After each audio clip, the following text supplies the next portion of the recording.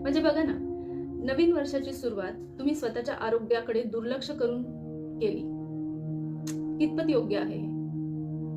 गुढीला लागलेल्या कडुलिंबाच्या पानांचा अर्थ असा होतो की आपलं येणारं नवीन वर्ष, पूर्ण वर्ष निरोगी जावं. आपण आपल्या पुढच्या पिढीला सांगतो की कडुलिंबाच्या पानांचा अर्थ हा आहे. त्यापेक्षा दिवसाची सुरुवात जर योगा करून केली तर त्यांना जास्त चांगला मेसेज जाईल तुमच्या कृतीतून. म्हणून मला असं वाटते सगळ्या गृहिणींनी, सगळ्या स्त्रियांनी आपल्या दिवसाची सुरुवात जास्त नाही 15-20 मिनिट स्वतःला वेळ देऊन करावी.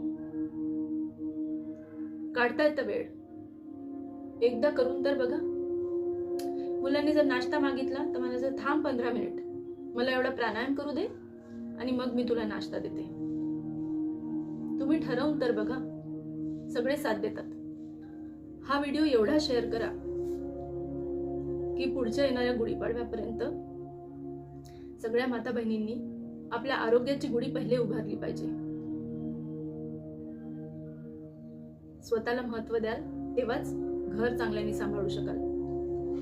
सो आपल्या आरोग्याची गुढी आधी उभारा.